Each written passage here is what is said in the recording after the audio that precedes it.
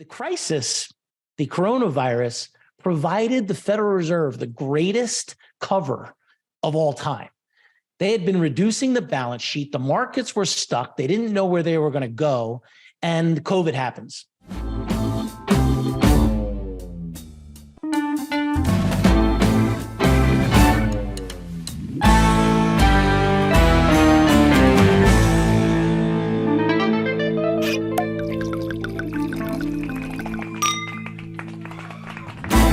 To the Wiggin Sessions. I have with me today Adam Baratta. He's a close friend who founded Brentwood Research and was co-founder of Advantage Gold. We've been talking about the development of the banking crisis and how it's going to impact the demise of the dollar and what we expect from the debt ceiling debate. Those are big ideas, and Adam has a unique perspective of articulating the ideas in a way that will be helpful, we hope, for many readers and viewers. So we're going to get started. The first thing I want to say is, Adam, I always appreciate talking to you because you have a background in writing scripts and producing in the Hollywood space, and you know some of the famous names that people see when they watch like Marvel comics and stuff like that. So I appreciate the storytelling that you bring to the process, because it's kind of difficult sometimes, not always, but a lot of times it's difficult to talk about economics, especially big ideas like the debt ceiling and the national debt and what the impact is going to be on the currency, which is the reserve currency of the world. You bring a storytelling sensitivity to that, which I appreciate. And then the other thing is just pure flattery at the moment. I'm just going to say you take way better headshots than I do. And I don't know what that's all about. But anyway, Adam, welcome. Just kind of remind readers, because you've been on before, what your background is a little bit so that we can get the conversation going. Yeah, sure. Thanks for having me, Addison. In preparation for this, and it's actually happening quite a bit in my life. I write about cycles. For the last 10 years, I've been talking to investors about the long term. You know, Warren Buffett said that, our markets move in 10-year cycles. It's a shame we only have 7-year memories. And, as I'm thinking back through, 10 years ago when I got into this business, you're right, I was in the entertainment business. And I told you that story a little bit in our last interview. What I didn't tell you was the kind of dramatic ending that it had, because it really went sideways at the end. I haven't shared this story with many people, but it was a very bad place financially. I was evicted from my house. My car was repossessed. I had, spent, 20 some odd years in the entertainment business, 5 years on this individual project, and I didn't know what to do. I really believe in this idea of a purpose-driven life, that we are exactly who we are and where we are because of why we are. And I guess it's from my, Catholic upbringing as a child, but it's always something I believed. And 10 years ago, I was lost and I didn't really know what to do. And I went to church on a Good Friday, Easter weekend in 2013. And I walked the Stations of the Cross, which is something I hadn't done since probably Catholic grade school. I just got this overwhelming sense to trust God, to let go. The failure that I was in the midst of dealing with, in 5 years, no one would remember. And in 10 years, I'd have a completely different story. At that time, I needed a job. And a dear friend of mine, Kirill Zagalski, got me a job selling gold. And I very quickly fell in love with the story behind gold and realized that so many people misunderstood what gold really was. Gold was marketed in a way where it's this doomsday, end of world asset, politicized. And I didn't really believe that. I thought we could do it better. So with Kirill, we had the foresight to bring with us the most important person of Advantage Gold, which is Chelsea Jenkins. She is the heart and soul of our firm. And we set out 9 years ago, we started Advantage Gold to be the number one company in the country. And, that happened, within a couple of years, we were ranked the number one firm in the country. But a weird thing was happening at the time because Donald Trump had been elected. No one really wanted gold. Markets were exploding. And so the idea of the books, Gold is a Better Way, and then the Great Devaluation, and then all of the content have really been an extension of the why gold. Now, as I look back on it, over 10 years and thinking about the cycle of my own life, we have gold at $2,000 an ounce. Now everyone knows why you need gold. In a debt environment, gold is a growth asset. It's that simple. And I think that, $2,000 was this old ceiling. It's now a new floor.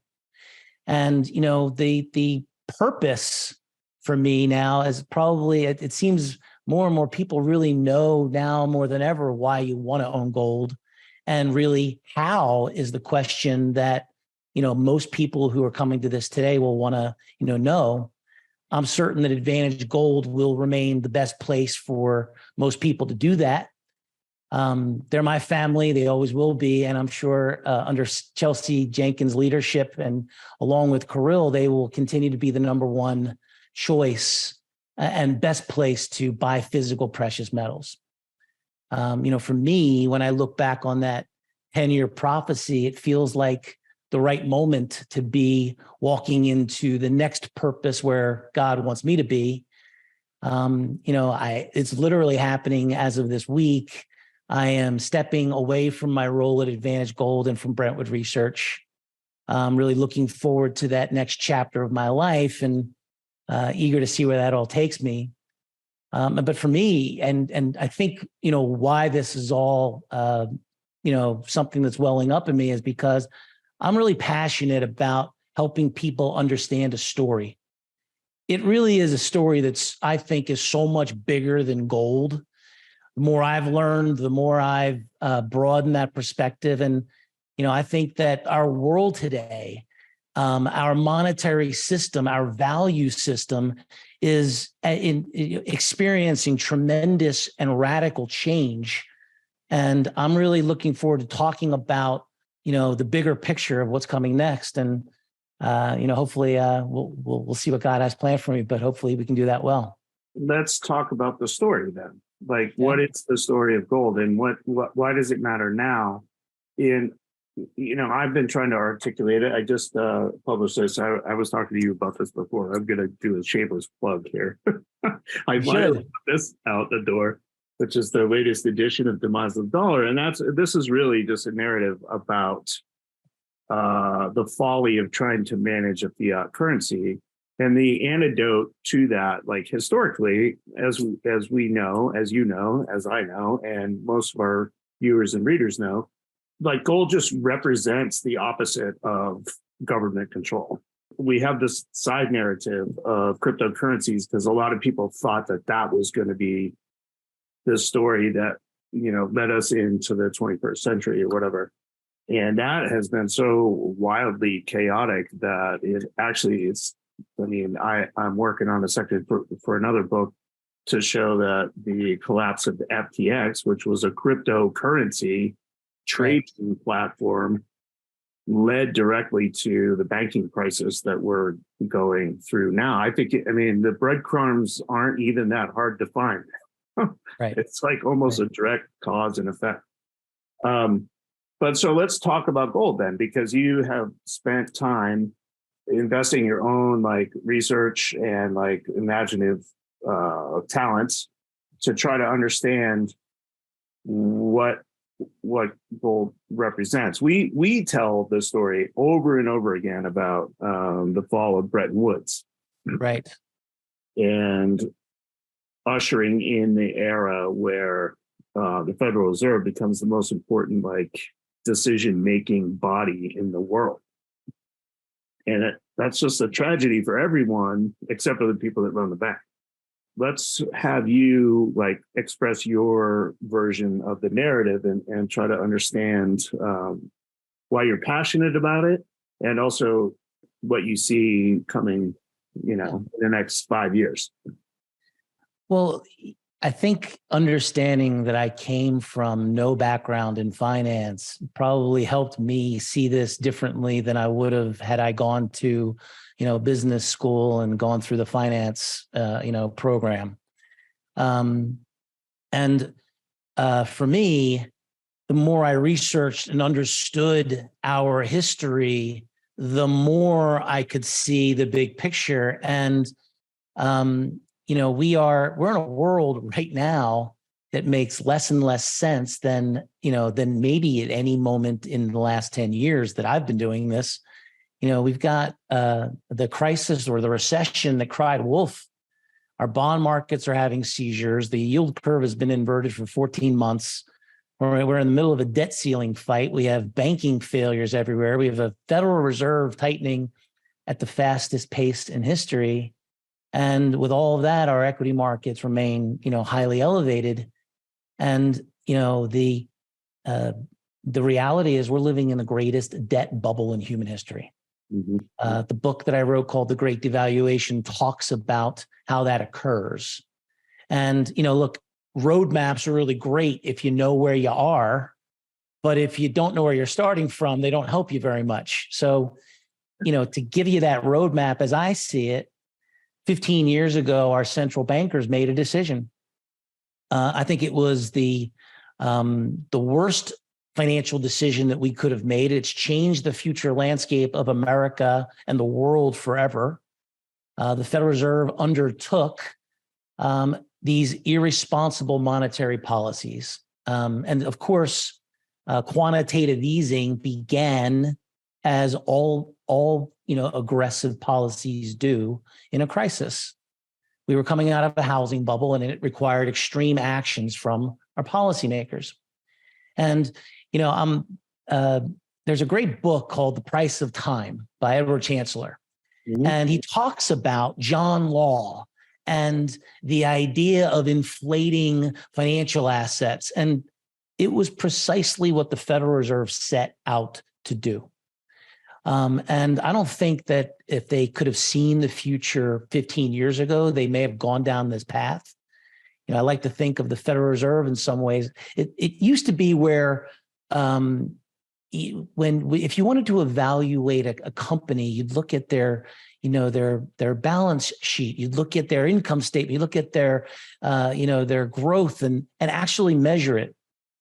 It's literally all about the Federal Reserve. Everything is now become about the Federal Reserve.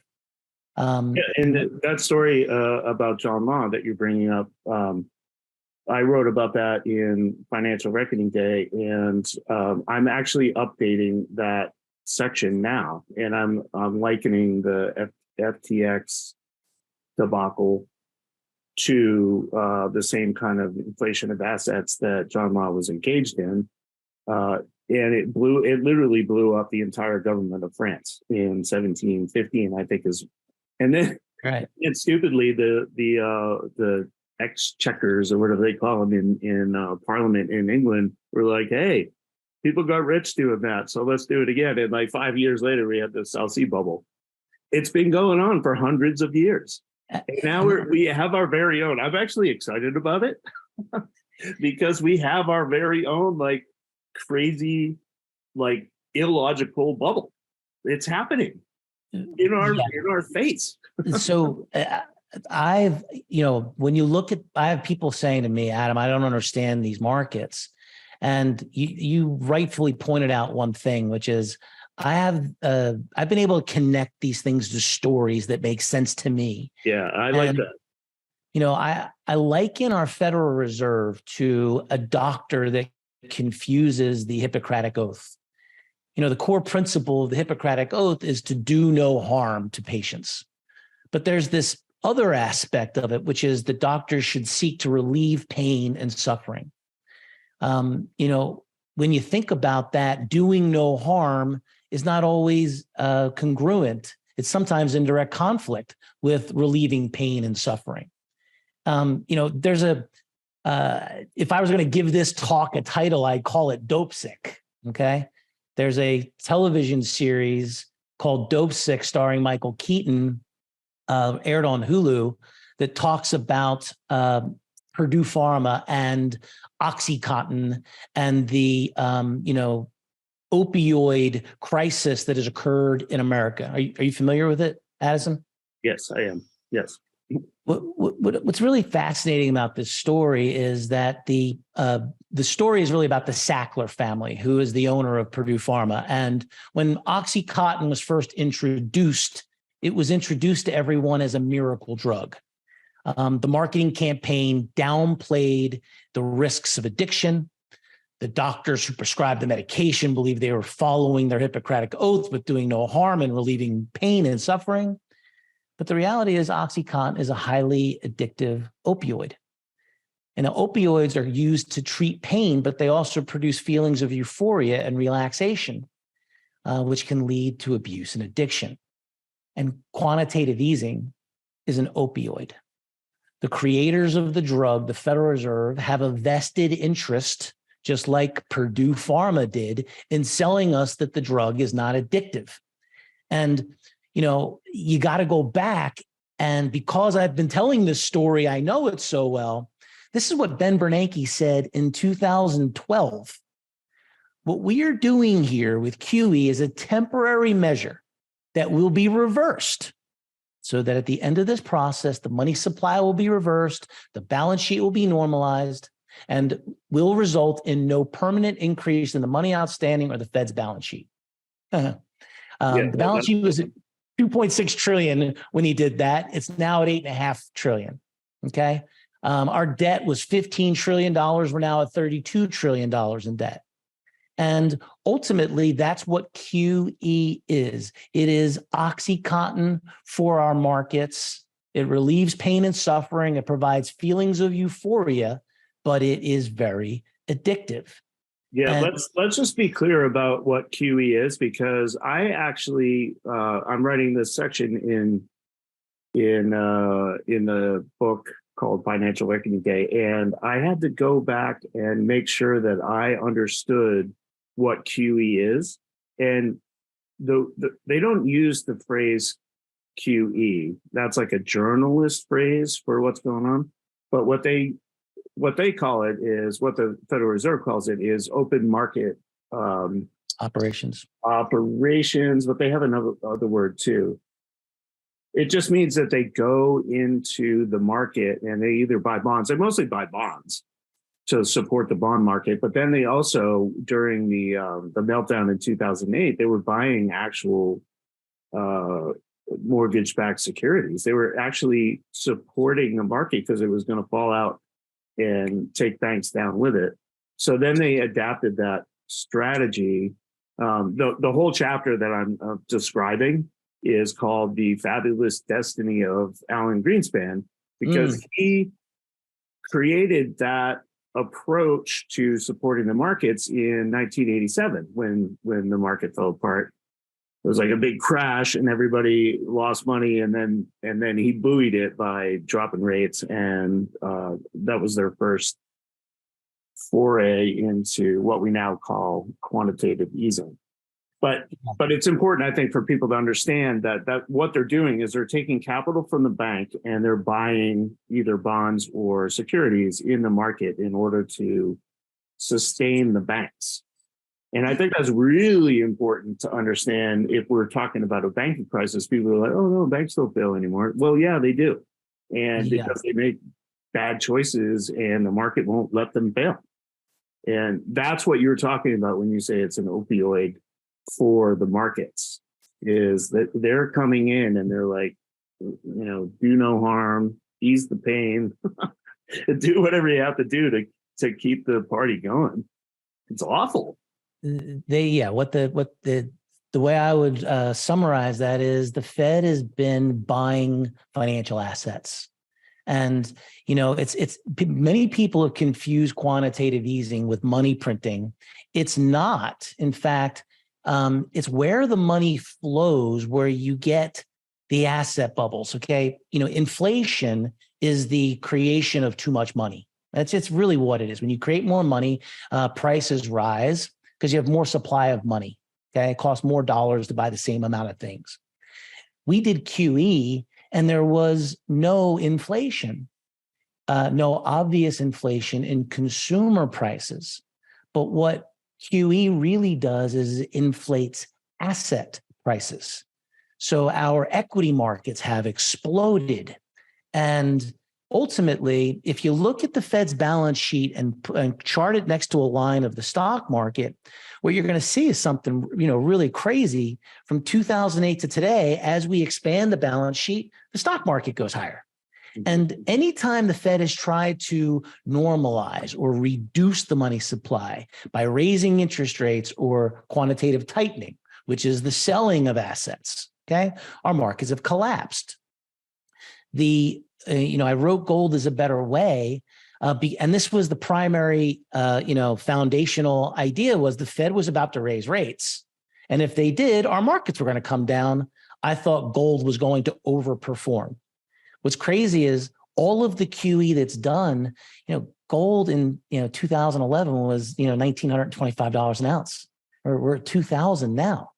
So the Fed pulled off a decade of balance sheet expansion without really creating any obvious consumer price inflation. Of course, that was all changed when they responded to the COVID-19 crisis. And they took the balance sheet, the crisis, the coronavirus provided the Federal Reserve the greatest cover of all time. They had been reducing the balance sheet. The markets were stuck. They didn't know where they were going to go. And COVID happens. And in fact, if you look at when the market collapsed, it wasn't until Jerome Powell came out and gave an emergency speech that the Fed was cutting to zero and that they would immediately start buying assets on the balance sheet. He caused the crisis, but then used that crisis to take the balance sheet from $3.6 trillion to $9 trillion.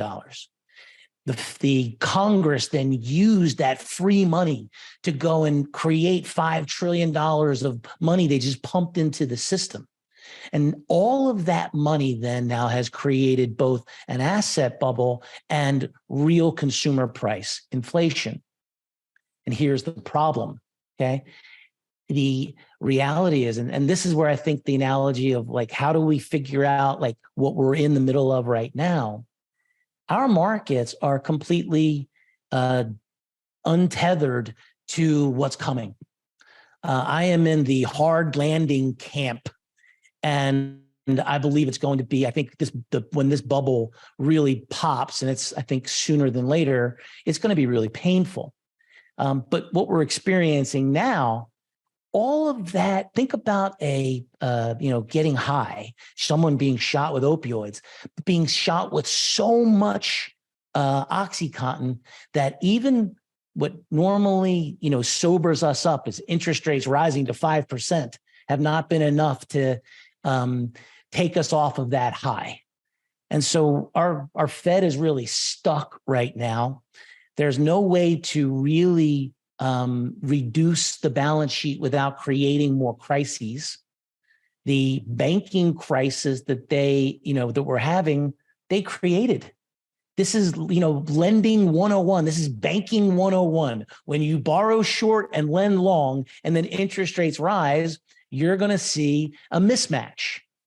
And what's crazy to me, and what people, I think, that helps this story, not only has the Fed done this, they've forced the banks through Basel III to hold all of this on their balance sheet. So these government bonds here, Japan, Europe, everywhere in the G7, every central bank has taken on the same policies. We're all sitting on this government debt as the foundation of the banking system, and it's now worth 20% less. It's like building a house on bricks that are 20% eroded. And unfortunately, we're now in a situation where real inflation, consumer inflation, is now embedded. It's sticky. And so the Fed is not easily going to be able to lower interest rates. So I think we're probably really stuck here. Yeah, maybe you can help me with this scenario because I've been thinking about it and I don't have an accurate answer to the question. Is how do you combat like if you're the Federal Reserve, how do you combat inflation, retail price inflation? Like we always talk about eggs or meat. We bought a steak for $20 the other night, and we're like, we didn't used to pay $20 for a steak. Like real retail inflation, right? There's one way. Wait, hold on. That's the first part of the question is how do you fight that? You raise interest rates. The second part is how do you avert a banking crisis? You inject more money into the system. And the way that they have historically done that is through quantitative easing, buying bonds or supporting the banks themselves directly, right? So how do they do both of those things at the same time? Because QE in and of itself, the opioid that you're describing, is an inflationary measure. Pumping money into the system to save the banks causes inflation. So how do you fight inflation on the retail level and also save the banks by injecting money? Like it just seems like a conundrum that like I thinking about it, it actually keeps me up at night.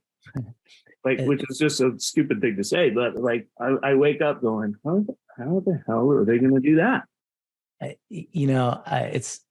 I'm laughing or I'm smiling because this was what motivated me to write The Great Devaluation, because it's so clear. If the only thing we can do is raise interest rates, and raising interest rates takes your debt service costs from $400 billion to $1.6 trillion. Think about it. We're at $32 trillion in debt, 4% interest rates. You're looking at $1.6 trillion a year. This is only going to get worse. We have right now, we've got Republicans at the White House selling that they'll only raise the debt limit $1.4 trillion. That's the solution. So the reality is our debts are going to keep going higher. And I'm smiling because I watched an interview you recently did with Rick Rule, who is the god of natural resource investing. In 2020, when I was releasing, about to submit The Great Devaluation, I wrote a thing called the Decade Report for our subscribers. And I talked about it in an interview with Rick Rule. And I told him I thought the Fed's balance sheet was going to head to 10 trillion and then to 20 trillion. Keep in mind, it was only at 3.6 trillion at the time. And he literally told me he thought I was crazy. 12 months later, the balance sheet had doubled to 7 trillion. 12 months later, it was 9 trillion. And I think he probably now goes, yeah, you weren't crazy. And I laid out why I thought that was coming. Because, there's only one way out, which is more. And until you get your mind around that reality, the Fed, they only will do this in a crisis. Housing collapse was caused QE1. Okay. Markets started to fall, QE2. Powell, the pivot in 2019, markets dropped 20 cents. We had to, not QE, but they added another, 500 billion to the balance sheet. COVID happens, we add 5 trillion to the balance sheet. So we are, the Great Devaluation is literally, the idea is what seems crazy in normal times becomes necessary in a crisis. So we're going from crisis moment to crisis moment. And if you think about the banking crisis right now, it'll give you tell you why I'm so bullish on gold. In a matter of 2 days, over a weekend, the Federal Reserve swooped in and added $400 billion to the balance sheet. Okay. They had taken it down to 8.1 trillion. They were doing quantitative tightening. And the second we had a crisis, they guaranteed the deposits of Silicon Valley Bank. Keep in mind what that does. Well, they also stepped in only 5 weeks later, they stepped in and guaranteed the entire deal for First Republic that ended up in private hands. This is where you want to be looking at, what is the mindset? Okay. The mindset is the Fed is going to backstop everything. Warren Buffett, about 3 weeks ago, came on CNBC. Keep in mind, when this crisis happened, they called Warren Buffett to the White House. It was a big deal that Warren Buffett was going to go to the White House. Mm-hmm. And frankly, I think a lot of people thought he was going to do another bailout like he did in 2008 and save the banking system. Right. He didn't. In fact, but what he did do is he went on CNBC and he said, I will make a bet for charity for $1 million with anyone. And the bet is that no depositor will lose any money in the next year. And if I'm wrong, I'll pay $1 million to whoever takes the bet's favorite charity. But no depositors have to worry. And I think he's right. With the Silicon Valley Bank, 10 of the depositors had over 13 billion in deposits, and the Fed backstopped them. So this $250,000 FDIC insurance cap, try telling that when grandma loses her $400,000 that she has sitting in a bank account when they saved the Silicon Valley billionaires. So what I think, Addison, is, and this is where history really comes into play. You were holding up your book. No. I wanted to just make the point that the end result of everything that you're talking about is the currency that we actually spend money in gets trashed. So listen, hear this, because I know you know this, but I think your audience will really appreciate it. Okay. The FDIC was created exactly 90 years ago in March. Okay. Mm-hmm. 1933. It was under FDR and his New Deal. The first thing that the FDR administration did when he got elected was they shut down the banks for 5 days. When they reopened, they opened with FDIC insurance. Okay. It was initially for up to $2,500 an account. Keep in mind, there had been 9,000 bank failures from 1930 to 1933, and the banks work on trust. So the idea of this $2,500 was to instill trust into the banking system. Keep in mind as well, the value of gold was $20 an ounce. Okay. What you need to know about history is that action helped, but it didn't solve the problem. People were still withdrawing their gold from the banks. Gold was money then. And so there was still a run on the banks of gold, and the price of gold on the black market continued to go higher and higher and higher. Now, keep in mind, imagine Biden today said it was illegal to own gold. How many people do you think would turn in their gold? So a lot of people back then, same deal. What they would do is pick up their AR-15s. Yeah, exactly. Same deal then. A lot of people just didn't believe it. They were taking their gold out of the system. The price of gold was rising on the black market. And it wasn't until they, with a stroke of a pen, they made gold illegal, in April. So you had to turn in your gold.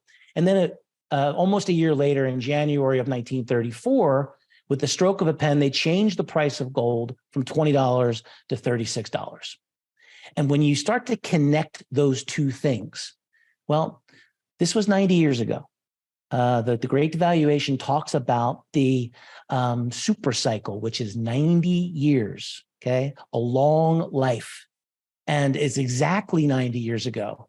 In that time, the FDIC insurance has gone from $2,500 to $250,000. Gold prices have gone from $20 to $2,000. It all really adds up very neatly. And if you now think we have unlimited deposit insurance, which I think we do, I think that we really are in a completely new regime. I really see, people hear me say, I think you could see gold above $3,000, by, the next 12, 18 months. Keep in mind, this is exactly what happened in the New Deal. We're in the New Deal right now with Biden. And ultimately, there's only one solution. And once you get your mind around this, you realize, wait a second, This isn't a bubble to be afraid of in the traditional sense. This is a bubble to get really prepared for, because the dollar is going to devalue dramatically from here. It's the only solution. And I'll walk you through some of that if you have, I really want to walk through how I get there. But I believe that up until now, keep in mind, 20 years ago, Addison, the dollar index was at 103. Okay. We're at 103 today. Our balance sheet was 750 billion. It's now 8.5 trillion. So we've expanded the balance sheet 11 times, but it hasn't caused this huge inflationary crisis when you measure the dollar against other currencies. But when you measure the dollar against gold's up 7 times in the last, since all of that started. So the inflationary, move of the dollar hasn't lost a lot of value against other currencies. It's lost its value against gold. But here's what I see coming. And it's less a result of this expanding balance sheet and really more a result of our fiscal situation. Our $32 trillion in debt is going to go higher and higher and higher. Stan Druckenmiller just gave a presentation. I try and listen to everything that guy ever says, because he's one of the greatest investors of our time. And he's talking about all of the near-term stuff, talking about the debt limit fight and what's going on. And he said, it's crazy to me. Everyone's now looking at the 100-foot wave offshore with the debt ceiling. Who's paying attention to the mile-high tsunami that's just 10 miles offshore? Our entitlements are going to, that and our cost to service debt are going to crowd out all other spending. So the only way, and I really believe this is where we're headed, I think the balance sheet over the next 7 to 10 years is going to head to 25 trillion. And ultimately, as the balance sheet expands, the dollar is going to get significantly weaker. And, really what you want to think about is, what would the price of gold be with the dollar index of 65 to 70 and a balance sheet of $25 trillion? And I think the answer is, pretty obviously higher, much higher.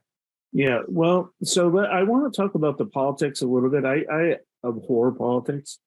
But I think as an investor and just thinking about the economy and the future of your own family, like the stuff that we write about, like you can't ignore politics. I hate politicians. Like literally, I hate them because I think that they're liars and they're cheats, and their decisions about monetary policy and stuff like that. Like they're self-motivated. They're narcissists. They're trying to better their own careers in politics. They don't have the interest of, guys like you and me in mind when they make their decisions, and we have to abide by their rules. It's like I always feel like I'm in middle school, and the people that were really interested in government what did they do? It was like fake politics, it was like politics in middle school. They're just interested in telling other people what to do. They're not really interested in making situations better. If they actually understood economics, they wouldn't be doing a lot of the things that they're doing right now. But the politics do matter, because they're going to make decisions that are going to affect the debt. Like this dumb debate, I call it the default debate, not the ceiling debate, because it's really, are we going to default or not? And are we going to be able to cut spending in order to pay off the promises that we already made? Right? Like that's the real debate, but no one actually talks about that. They talk about the ceiling, and it's like a political theater, like a political show to say who's right or wrong. And that's going to affect the next election. And that really drives me crazy, because I'm like, what if they were actually responsible people?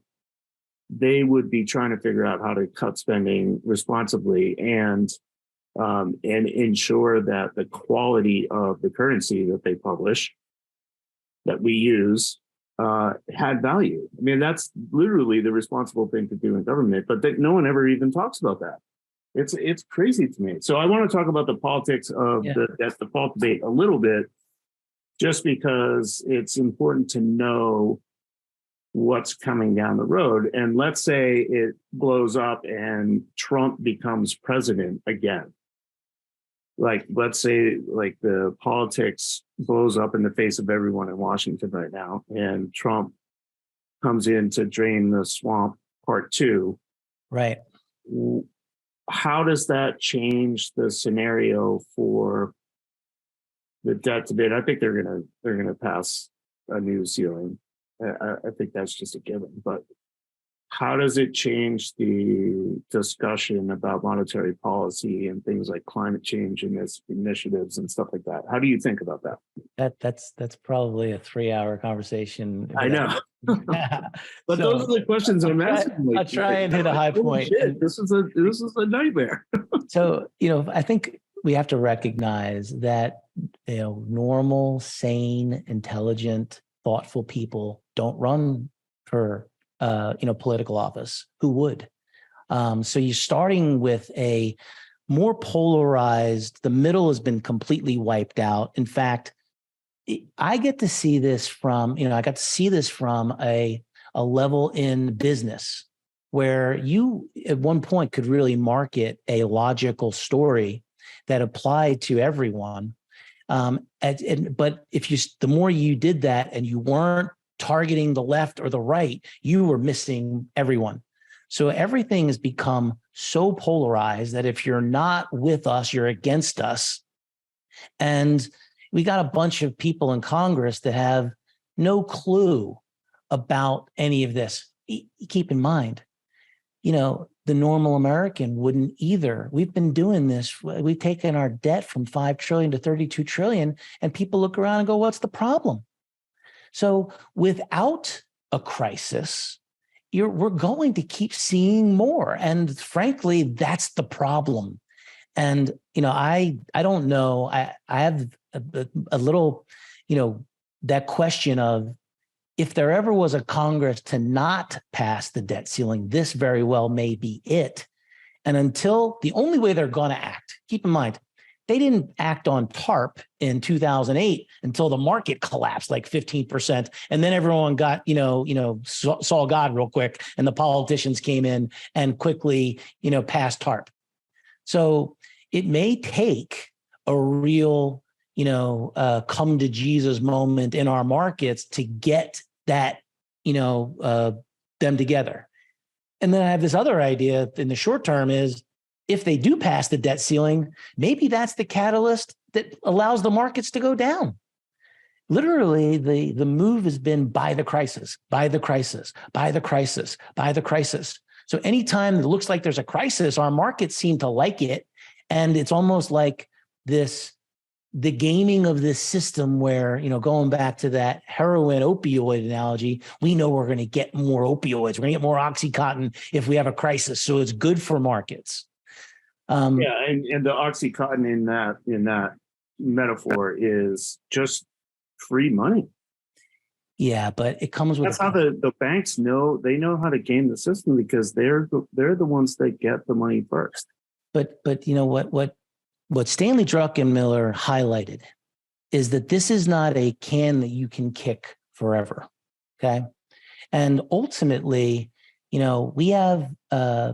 If you think about things in a mindset where we've been, the Federal Reserve has had an iron fist control for, a decade and a half over our markets. Don't fight the Fed, but you're now starting to see the tide turn.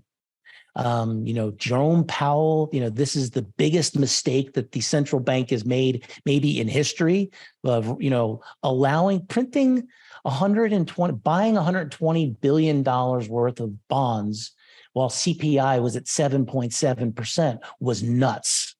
We were calling it out like crazy. And it's like literally the patient was telling us, we don't need any more. And they kept injecting more and more and more. They wanted to create inflation.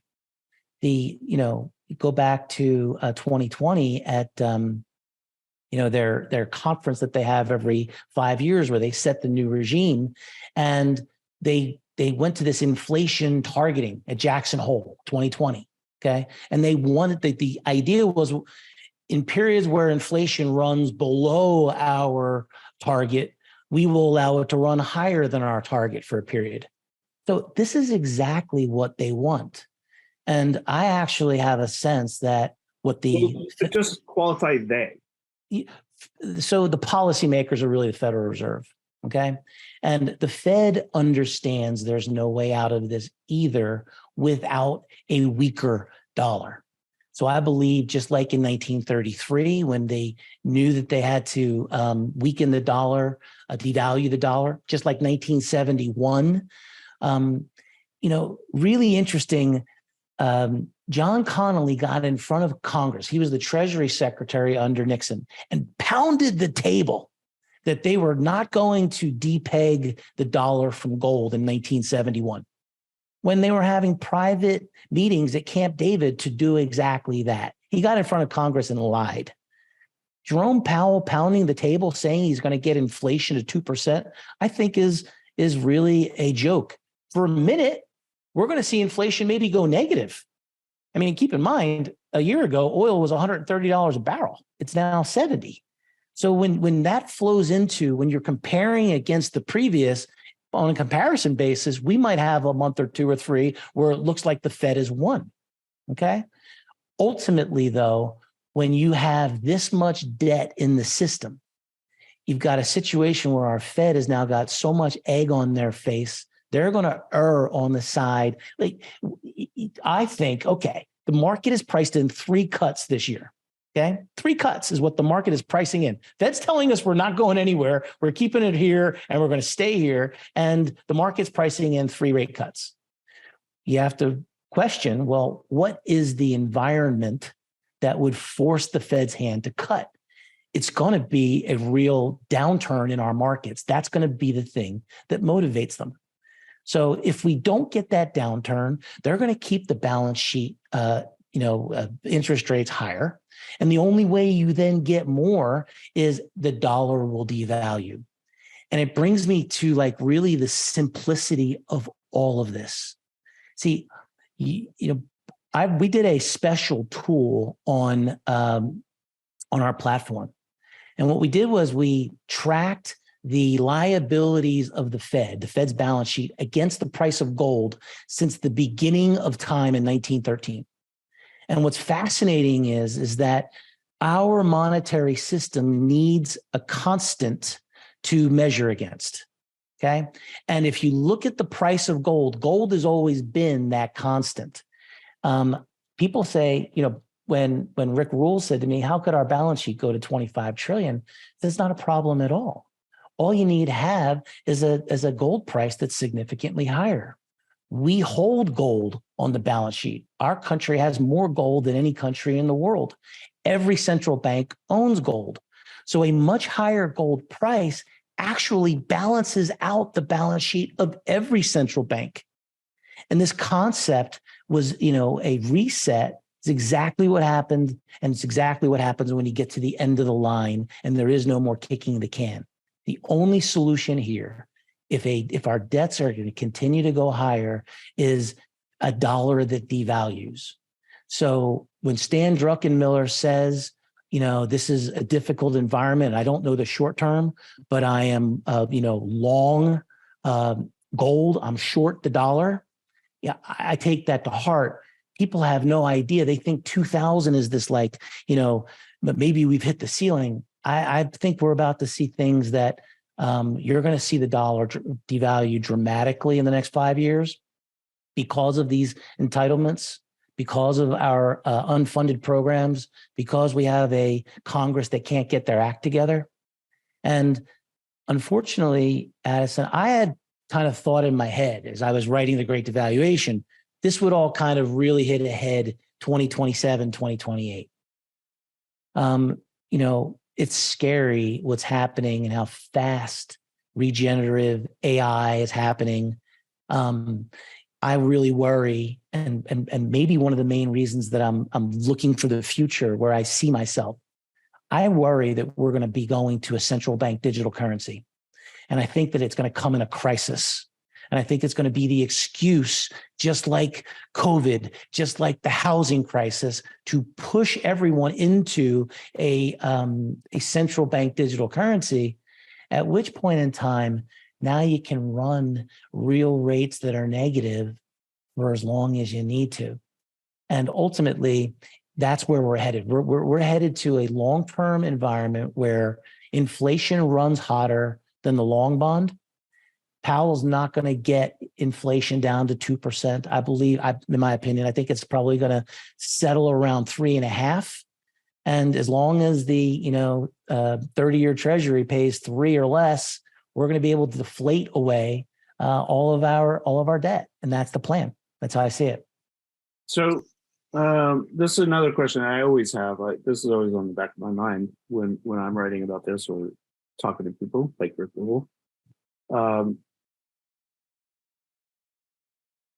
Like I've been researching and writing for 30 years, and I have been witness to the different crises that you're describing. And I've talked about a lot of that in like public, in the media, published books on it and stuff like that. And I'm like, I still don't have an answer to this question, which is, if you can see it and I can see it and Rick Rule can see it, Bill Bonner can see it, why can't Jerome Powell? What do they tell themselves when they're crafting their narrative? Because like that doctor who gets his patient addicted to Oxycontin, he knows there's no good solutions. If he takes the medication away, that patient is going to have massive withdrawal symptoms. That looks like a market that is not at 4,100 points. That looks like an S&P 500 at 2,000 or lower. That doesn't look like, and when you have a financialized economy like we have, that is a impossible situation. We did a note middle of last year saying why 2023 was going to be a very difficult, challenging situation for our Treasury for 5 reasons. Okay, the cost of living adjustment was going to increase our entitlements. The cost to service debt at a higher interest rate cost was going to go higher. But the biggest one was 2022 was a boom year in tax collection because everything went up 25% in 2021. Capital gains taxes, they got an extra $250 billion of capital gains taxes. So all of this is a Ponzi that has to keep going higher in order to collect enough tax to even pay the minimum. So if you have a big downturn, you're stuck in a situation where your tax collections go down dramatically, unemployment rises, there's pain, the pension system is completely underfunded. Another shoe to drop. We're looking at the banks. Few people are looking at the insurance companies and the pensions that hold all of this government debt. So the reality is, if you keep interest rates high to fight inflation, all of that goes down 20, 30%. And that is less stomachable than, well, we're going to let inflation run hot for a while. Better to erode over time than collapse all at one time, because most people won't notice it. And, but that's even the way you're describing it right there, it sounds optimistic. Like that you're asking policymakers to have a reasonable or logical approach to a tenure beyond their own service. Well, you're probably the first person in a while that said that this perspective is optimistic. The reality is, it's not necessarily optimistic. It's a lesser of two evils. And when you realize this is what the goal always is, when you're at these levels of debt, it's the only solution. You see it. I see it. Look, I'm not a genius. In fact, I don't know how to do markets and trade like Rick Rule and all of the, ways to value companies. I did something very simple. When Jerome Powell pivoted in 2019, I could just see the chess moves down the road that this is where we were headed. And ultimately, I thought gold made the most sense. You may know that, and I know we've talked to you about this, I've been working on a 40, 30, 20, 10 portfolio for the last 18 months. The idea is that in a inflationary environment, the 60-40 model of owning stocks and bonds is terrible because stocks and bonds are very correlated. And when you have interest rates that rise, they both suffer over time. So you want to have a different allocation. I put $1 million into a charity fund called the Return to Real. And the whole idea was to invest that in this 40, 30, 20, 10 model. We only got as far as putting the 40% into the metals. Everything else has been sitting in cash, now earning, 5% in a money market. I haven't even gotten to the allocation yet in my own personal holdings, Addison. And this is what I've allowed, our readers and subscribers to follow is I've put the lion's share of my own wealth in metals. I have about 85% allocation. Rather than go buy the stock market, I've just bought more and more metals.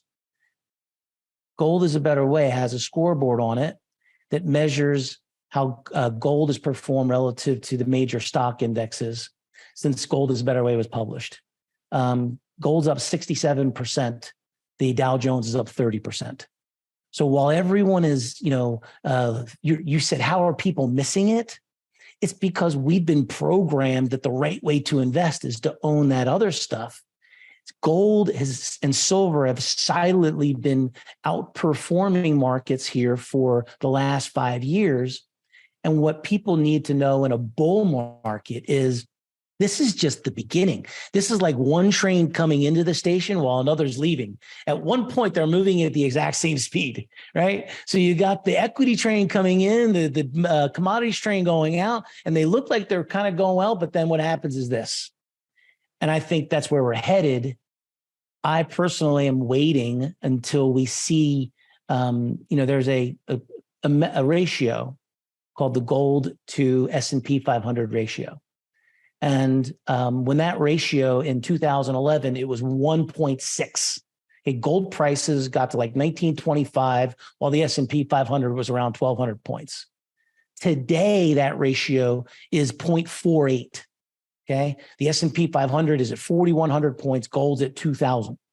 So I think that ratio is going to come back 1-to-1. I have my own idea. 3,200 is near term. Next 12 months could be really where we're headed. But at the same time, you sent me this chart, which shows close to 10. Just printed that out. So that's the tool that allows you to type in it, because in answer to that question of how is it possible for the balance sheet to go to 25 trillion or 50 trillion or 100 trillion? Well, it really all matters on the constant of gold. Gold is on the balance sheet of the Fed. So if we have a much higher gold price, you can have the balance sheet can go higher and higher and higher. And I think that's exactly what's coming. The New Deal, the transition, this 2024 election, I believe, is going to be the most important election in our lifetimes. And when you think about, what's funny is I always rejected the idea of why you wanted to own gold because it was real and tangible. I really was never a reason for me in my early writings and why I wanted to own gold. I just thought it was going to outperform stocks. But if you think about the world where we're in, listen, Addison, you're going to be saying things in some future time where it looks like you, it sounds like you, everyone's going to go, oh, Addison said that, and it's not going to be you. Okay. We're not going to know the difference between fake and real. And I think that leads us to a return to real, where we get away from this, digital world where everything is a digital value, back into a real world with real tangible value. And it's really the cyclical story of commodities. It's the cyclical story of, the best time to invest in commodities is like right now. And ultimately, I think if you're positioning this way, not a lot of reason to get excited about the equity markets at these levels with this amount of risk. A lot of reasons to want to have dry powder because the solution to the problem is so obvious. They're going to print more money. Bottom line, we have a progressive-minded world now. Debt has become okay. When the conservatives are saying, yeah, we'll just raise the debt ceiling 1.4 trillion, the wheels have come off. Sound money is gone. And we just now need to know that the exponential growth is coming on this debt mindset. It means you want to own assets that are priced in dollars that are tangible. Because as more and more and more dollars have to be printed to keep us this thing going, it's going to take more dollars to buy those tangible things. Oil, energy, gold, real estate. These are the things I believe that will do very well in the next cycle. Right now, everything looks worrisome to me. I realize that if we have a big crisis, it means probably everything goes down. And it's, for anyone who's thinking about, okay, well, this all makes sense to me. Let me go buy a bunch of miners, right? Let me go buy the mining stocks. You should know that in 2001 and 2008, when gold prices actually spot gold moved higher, the miners got crushed. Yeah. The miners lost a ton of money because everything now is in equity. So if we see a big sell-off, I think you'll see gold prices higher while you're going to see miners down. Everything has a chance to go down. And then think about the other side of it. Maybe we're in a melt up situation. And if that's the case, well, then you're going to see this, everyone just buy into, well, the Fed's just going to let inflation run hot. So, then you have to make a decision. Do I want to own something that has, tangible value that does well when dollars devalue, or do I want to own the stock market? And the easiest analogy I can give people is if the dollar loses 30% of its value, the stock market has to go up 40% for you to break even. Okay. People don't recognize that math. And that's exactly what happened in the 1970s. Okay. In 1964, the Dow Jones was at 800 points. In 1980, it was at 800 points. So if you look at that, you go, I had my money in the Dow. I had 100,000. I have 100,000 today. 16 years later, it's, I'm lost 30%. No, you lost 75% then. Yeah. The price of a postage stamp in 1964 was 5 cents. And in 1980, it was 20 cents. So I see a world crazy to me. I went back and looked at the average hourly earnings in not the minimum wage, but the average hourly earnings of our country. Okay, $27 right now is the average earnings. Okay, in 1970 it was like $3.10. It went up to like $7.50 in the decade, up more than 100%. You really think it's outrageous to think that the minimum average salary is going to be like $52 in 2031? If you can get your mind around that, things don't have to collapse. We're in the Great Devaluation. Okay, this is when currencies devalue against real things relative to one another. When they're all in the same boat, yeah, maybe it doesn't look so bad.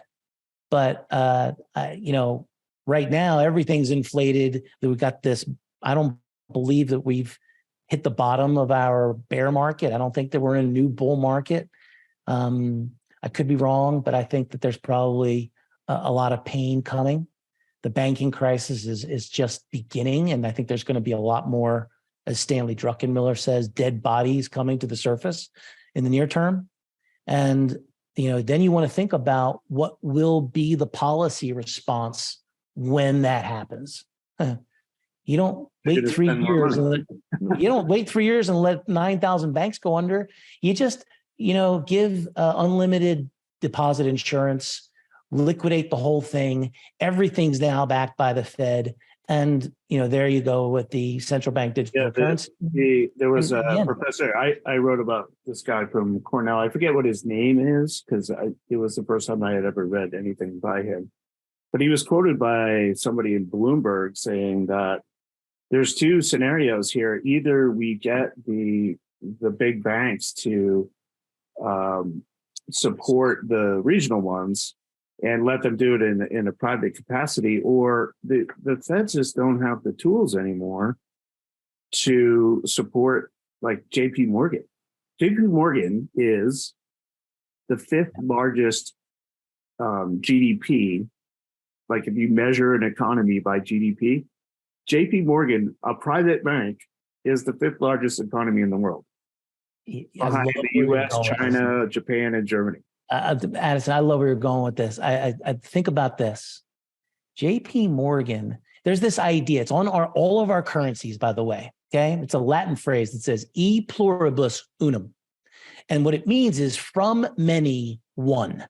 And the idea is, America is this melting pot of all of these different people. And together, because we have a unified vision, we're stronger as one. That's the idea. But it was the, multiple recessions from 1892 to 1907, where JP Morgan had to bail out the system 3 different times, that he came up with the idea for the central bank. So from, one came many, and now we're back to from many, it's all going to go back to one. And I think it's kind of like very full circle. And that, to me, is the easiest thing for, dummies like me to understand. Yeah. Well, the danger has a life cycle, right? Yeah. The danger is, as you've already pointed out, that you get this consolidation at the big bank level. And the Fed guarantees the whole thing, which they've just proven 3 times in the last 6 weeks that that's what they're going to be willing to do. And then you get a digital currency on top of that. Then you have a centralized bank system that's effectively run by the national government. It's nationalization of the banking system. That's if we don't wake up, and why I think I probably will get very heavily involved in politics in the next 12 months, to tell this story. See, I went to CPAC down in Virginia 5-6 months ago, and interestingly enough, CPAC is the Republican conservative parties. It's very Trump. A lot of Trump supporters there, and frankly, the kinds of people that go there are more on the extremes. Okay, what the people are saying on the extremes. And one of the ideas being floated is, well, we could default on China's debt. Why should we pay them? We really don't want to pay, mom's Social Security. But we're gonna pay the Chinese, and so why don't we default on the Chinese bonds, the treasuries they own? And I hear financial pundits say how crazy that is, and it is crazy, but we've already done it. We froze Russia's reserves 18 months ago. We're 15 months ago when we froze their reserves. We're looking at if you look big picture, when you freeze the reserves and you freeze the dollars of another country, you're effectively telling other central banks, don't hold dollars because one day we could freeze yours. And ultimately, that's this, we're going from a globalized world to this multipolarized world. And I think these are the things that are really going to shake out in the coming years. And, it's going to happen a lot faster than many think. And if we don't do something to stop it, if more people aren't aware of this, then it's going to be exactly what happened in 2008. It's going to be exactly what happened. Well, I've been studying pretty heavily stuff that happened between 1929 and 1932, which, by the way, is the area of study that Ben Bernanke won the Nobel Prize Award for. Right. But there's a saying. But what happened there is that it was the first wave. That's where we got all the alphabet agencies. It was the first wave of massive centralization in the federal government. And they did it on the back of the Federal Reserve, because the Federal Reserve had only been created, not even 1913. before that. Right. So like that centralization was underway, but in the 30s, from like 32 to 37, they centralized power in the federal government in a way that was sold as a response to the Great Depression, but it was all unconstitutional and torn down. Yeah. And where I firmly believe that we're about to head into a situation like that, where the banks, like big banks like JP Morgan, Bank of America, probably Citigroup, like they're going to require some support by the centralized government that we haven't ever seen before. And I wouldn't have even said that in like, say, 2019.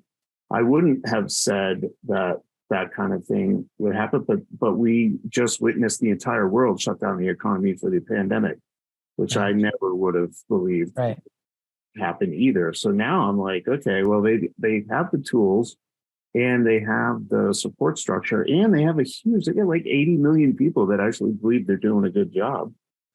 It's scary as hell to me.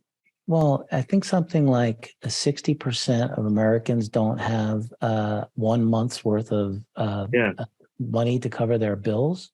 We are an entitlement society, and frankly, like this, I have this idea that as our money, as the reserve currency, Addison, we got a tremendous benefit.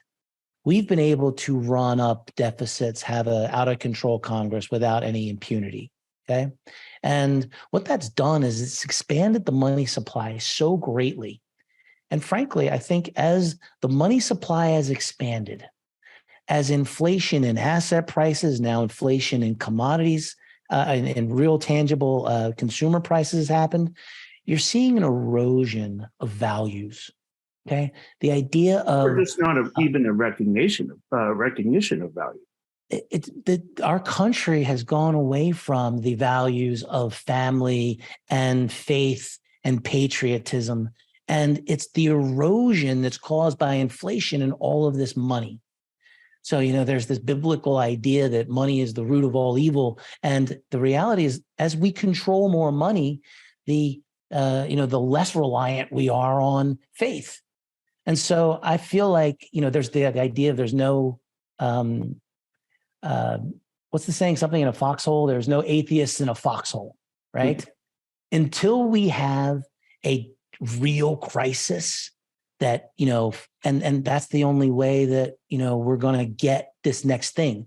So I really believe that there's a real awakening coming for many Americans who have lived on the benefit of this bubble. They're going to try and keep it propped up. Maybe it's a reason just to say, well, the Fed's got my back. But I would really pay attention to Stanley Druckenmiller's recent presentation, which he gave at USC Marshall, which highlights one thing that I think people don't even realize. Our $32 trillion debt doesn't even factor in any future payments on Social Security. If you had to factor in the promises that we've made, according to Stanley Druckenmiller, our national debt is $200 trillion. So if you then do the math on that, only one or two ways out. If you want to pay everyone that you have to pay, you have to either this is Stanley Druckenmiller, not me. You have to either cut your spending by raise taxes by 30% or cut your spending by 40% for eternity. Okay, think about that. We have to raise taxes by 30% forever just to cover the existing entitlements. So if you think about like, how are they going to pay you back? They're going to pay you with diluted dollars. They're going to give you your cost of living adjustment. You're going to think you're getting more money. It's going to buy you less, and you're going to be more angry. It's going to be more of an erosion. the wealth gap that is, I see the Fed as the liable party here. Just like the Sackler family won awards and for being, great humanitarians and donating all of, like they gave a lot of money away to charity when they were, pushing this Oxycontin on people. Many of the executives are, criminally prosecuted. The heroes in a boom are the villains in a bust. And Ben Bernanke winning a Nobel Prize to me is just like the most, it's laughable because you and I realize this isn't the hero. This is the villain who told us this was all going to be temporary. And now we're all stuck in it, all of us. So, I don't know how any of that's very optimistic. Yeah. But well, I was thinking we're down the rabbit hole of gloom and doom. So what I was going to, this will be my last question, just so that we can sort of not just doom ourselves into laughing. Yeah. Which is what happens. The last time we spoke, you had outlined the 40, 30, 20, 10. It's really an asset allocation approach, and it's like a positive way to like understand all the themes that we've been talking about today, but then allocate your money so that you have a chance to even make some money when these trends come to fruition. And then I followed up with you like a couple of days later. I'm like, hey, can we publish a report on that? And you said at the time that you weren't ready to pull the trigger. Do you feel like you're closer to pulling the trigger? I think what you said specifically was we'll have to see if there's an actual recession in the public's mind. I think we're probably already in a recession. Nobody admits it. But where are you on sort of, telegraphing that you believe 40, 30, 20, 10 is a good allocation, and what kind of markers would you be looking for? Well, there's really two main reasons why I haven't. Like I said, we created the charity fund almost 18 months ago, and we still haven't allocated it in this way. And frankly, the first reason is very obvious because I have been one of the main voices in gold. Okay, I wrote a couple of best-selling books on the topic, and so I have a bit of a vested interest, or have had, as a partner in Advantage Gold, and I really want to have the freedom to not have an agenda when I talk about these things. So I'm probably, this is one of the benefits of the next stage is I think I'll be able to more freely share some of these ideas. But the other reason is a more greedy one. I don't think the markets are well priced, and of the 60% of that portfolio really is in buying equities and some fixed income strategies and some emerging market strategies. And I just really believe that there's a much better entry point that's coming. And I'm trying to wait for that entry point to really, or something to change. I really don't know what that change would be. I guess the Fed could, come out and, do another pivot and without a collapse, start cutting 100 basis points. And then maybe it would be, okay, now's the time. So it's really about, I think that the worst way to invest is to buy assets that are overvalued.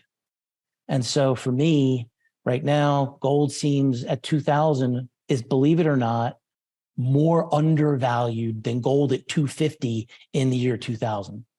Relative to our balance sheet, relative to how much money we've printed, gold at $2,000 an ounce, in my opinion, is a far better place to be sitting. So I'll sit in my 85%, hope for the best.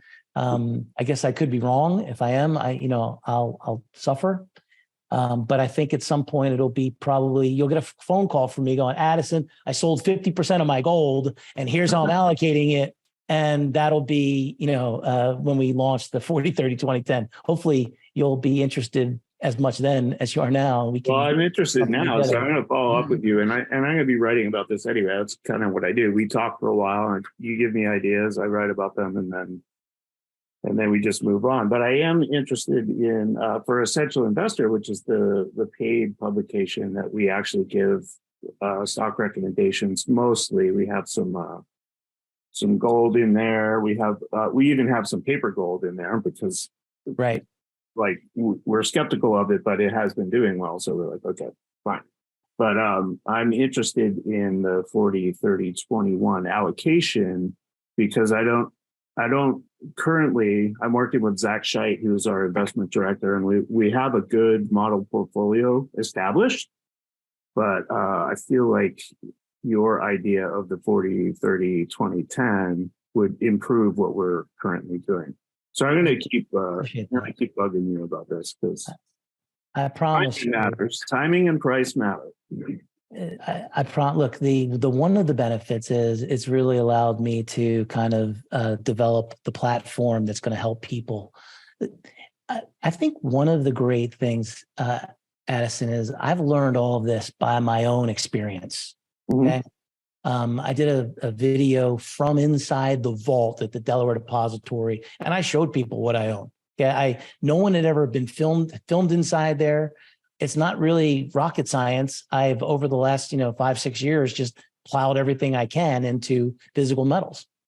I done a couple trade events. They've done very well, but ultimately, we are not at that point where we've had enough air come out of this bubble to really set the stage for this next direction.